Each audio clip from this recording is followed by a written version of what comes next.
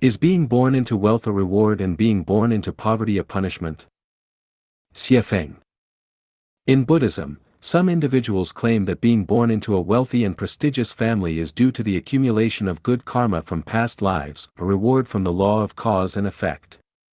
On the other hand, being born into poverty is seen as punishment for not accumulating enough merits in the previous life. Similarly, in this life, having wealth and power is believed to be a result of past accumulation of merits. Is this perspective accurate? Let's analyze it. According to the words of Jesus Christ, it is easier for a camel to go through the eye of a needle than for someone who is rich to enter the kingdom of God.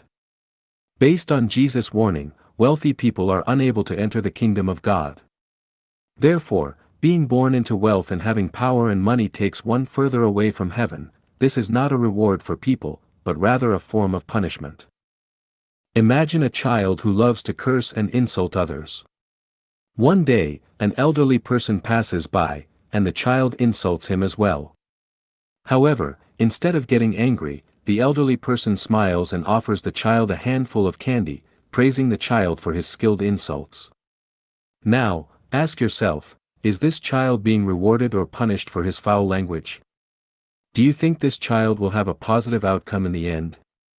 How is this situation different from being rewarded with material abundance and social status?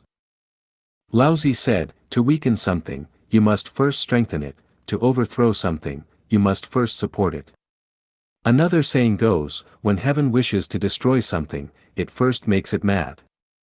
From this, we can deduce that if heaven intends to punish someone, it will have them born into a wealthy and powerful family, allowing them to have money and authority. On the other hand, if heaven wishes to reward and empower someone, it will have them born into a poor family without wealth or power. As Mengzi said, when heaven is about to place a great responsibility on someone, it always tests their resolution, exhausts their muscles, deprives them of food, starves them, disturbs them, and disrupts their actions. In this way, their determination and endurance are awakened, and their abilities are enhanced. From Mengzi's perspective, if heaven wants to empower someone, it will not have them born into a wealthy and powerful family. The sum of positive and negative energy is zero, which is a law of the universe. The greatest achievement in life is not to endlessly undergo reincarnation in the human world but to reach heaven. To reach heaven, one must possess the corresponding merits and blessings. Even if a person has accumulated blessings from their past life, if they enjoy those blessings in this life, they will be farther away from heaven. Therefore, being born into a wealthy and prestigious family, enjoying the blessings of this life, according to the law that the sum of positive and negative energies equals zero, is undoubtedly a form of punishment rather than a reward. Why does Buddhism claim that being born into wealth and having power and money is a reward for one's previous merits? The source of all Buddhist scriptures and values is the Diamond Sutra. When we explore the profound meaning of the Diamond Sutra, word by word, we can't find any notion that being born into wealth, having power, or possessing money is the result of past merits. On the contrary, Buddha often speaks of no form of self and advises against dwelling on appearances, sounds, smells, tastes, and touch to give rise to desires. Seeing the Buddha through appearances and seeking the Buddha through sounds and voices are considered the path of the deviant. All conditioned phenomena are like dreams, illusions, bubbles. How can we relate wealth, power, and money to Buddhist teachings?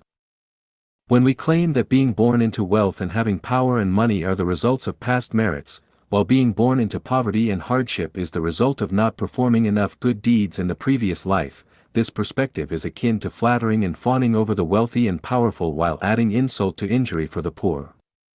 It is neither compassionate nor empathetic towards the poor, it wounds their spirits and hearts, which goes against the compassionate nature of Buddhism. What is the purpose of practicing Buddhism and doing good deeds? Is it solely to be born into wealth and power in the next life? Is this what Buddha teaching? Or is this the temptation of the devil?